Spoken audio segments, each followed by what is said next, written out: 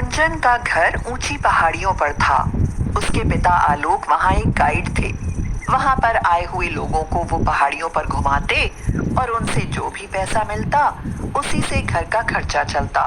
गुंजन अपने पिता से बोली, बाबा, आप पूरे दिन पहाड़ों पर चलते हो, आपके पैरों में छाले पड़ जाते हैं, क्यों ना मैं भी कुछ काम करूं? गुंजन ज्यादा मत सोच, जिस दिन कोई अच्छा लड़का मिल गया ना उस दिन रिश्ता पक्का समझ। अब ससुराल के बारे में सोच। अरे गुंजन की माँ, मैं तो बताना ही भूल गया। अरे वो अपने बाबूलाल है ना, उन्होंने एक लड़का बताया है। लड़का गुंजन के जोड़ का है। तो ये भाई हैं, अमीर लोग हैं। अच्छा, ये तो खुशी की बात है। अब जल्दी लड़का देखो और बात पक्की कर दो। हाँ, कुछ ही दिनों बाद नैतिक और गुंजन का रिश्ता पक्का हो गया और फिर शादी हो गई। लेकिन नैतिक की माँ सुनीता इस शादी से खुश नहीं थी। अरे सुनीता, बहू क्या लाई है दहेज में? क्या लाएगी? वही 4 बर्तन और 2 जोड़ी कपड़े। अच्छा, तुम्हारी बड़ी बहू तो बड़ा सारा दहेज लेकर आई थी। हाँ, बड़ी बहू मेरी पसंद की थी और ये नैतिक की पसंद है।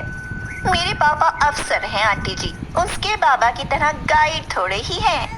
सारी बातें पर्दे के पीछे से सुनती हुई गुंजन रोते हुए नैतिक से बोली, सब कुछ तो दिया है बाबा ने, सिर्फ एक 4 पहिए वाली गाड़ी ही तो नहीं दी। इस शादी में भी उन्हें बाहर से कर्ज लेना पड़ा था। गुंजन, बुरा मत मानना, माँ की आदत ऐसी ही है। बस तुम उनकी सेवा करना और मुझे कुछ नहीं चाहिए। नैतिक की बड़ी भाभी लता खाना लेकर आई थी। उनकी बात सुनकर वह बोली, हाँ देवर जी, अब यही सेवा करेगी, जैसे हम तो कुछ करते ही नहीं हैं। हाँ। भाभी, मैं तो बस गुंजन को समझा रहा था। गुंजन अपने प्यार और सेवा से सबके दिल में जगह बनाने की कोशिश करती रही, लेकिन वह गरीब घर से होने के कारण उन लोगों के दिल में जगह नहीं बना पाई। उन दिनों बारिश का कहर था। पहाड़ खिसक रहे थे, बादल फट रहे थे। रेड अलर्ट घोषित कर दिया गया कि सब लोग अपने घर खाली करके दूसरी जगह पर चले जाओ। नैतिक का बड़ा भाई प्रतीक बोला, लता, जल्दी सामान समेटो, किसी भी समय कुछ भी हो सकता है। ये माँ और नैतिक क्या कर रहे हैं? अरे उनसे भी कहो जल्दी चलें। उनकी छोड़ो, अपनी सोचो। माँ जी की उम्र तो पूरी हो चुकी है। रही बात नैतिक की, वो कोई बच्चे नहीं है, अपनी वो खुद सोच लेंगे। अभी हमारी सोचो और निकलो यहाँ से जल्दी। सुनीता के कानों में जब उनकी बातें पड़ी तो वह बहुत दुखी हुई। नैतिक, किसी भी समय बादल फट सकते हैं और पहाड़ खिसक सकते हैं। तुम गुंजन को लेकर यहाँ से चले जाओ। वैसे भी बड़ी बहू कह रही थी कि मेरी तो उम्र पूरी हो चुकी है। माँ जी, आपने सोच भी कैसे लिया कि हम आपको यहाँ मरने के लिए अकेला छोड़कर चले जाएंगे? हाँ माँ, ये बातें करने का समय नहीं है। अपना जरूरी सामान लो और जल्दी चलो यहाँ से।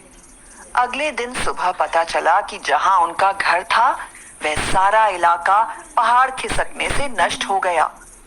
गुंजन ने भगवान के हाथ जोड़े। हे भगवान, आपका लाख लाख शुक्र है कि सबकी जान बच गई। पता नहीं भैया और भाभी कहाँ और कैसे होंगे।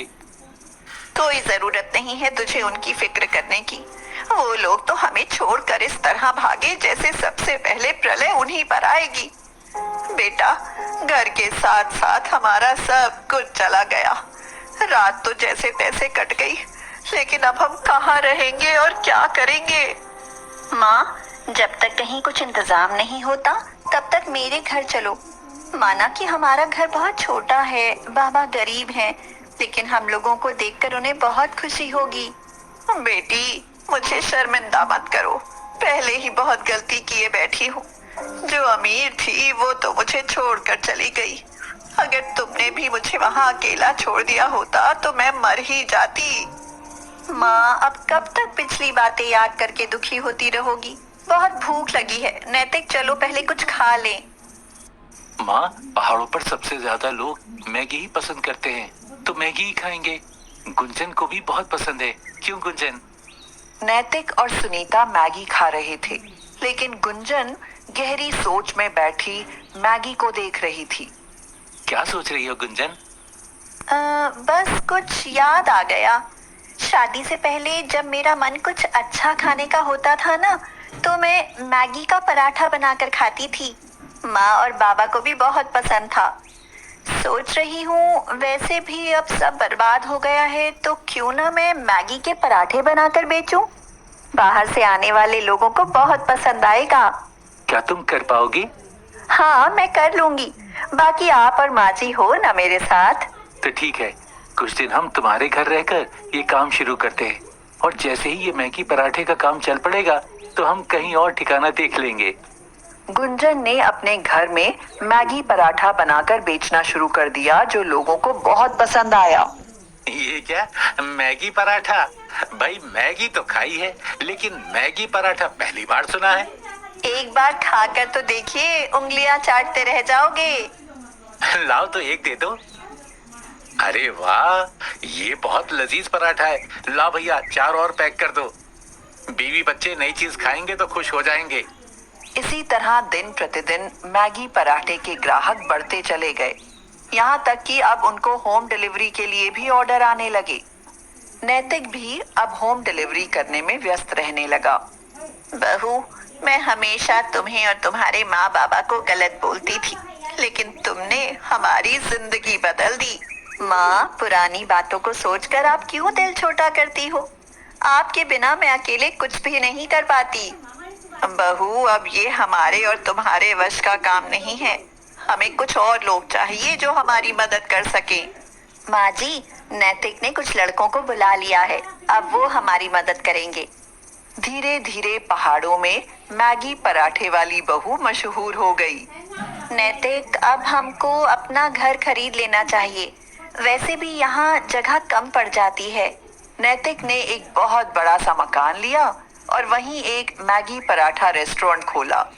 अब यहाँ पर बहुत बड़ी तादाद में पर्यटक आने लगे।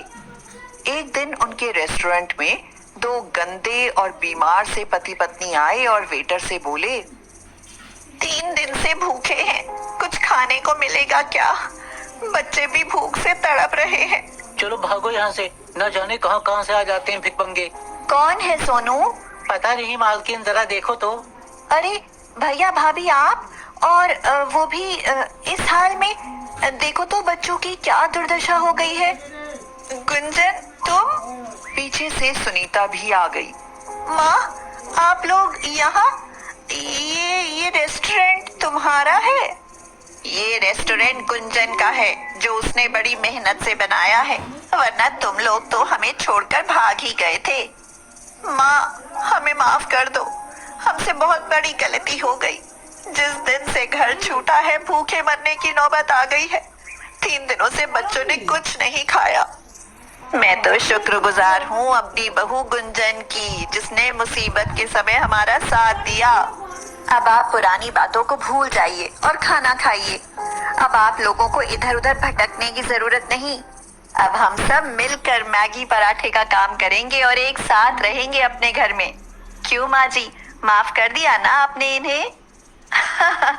हाँ, मेरी मैगी पराठे वाली बहू।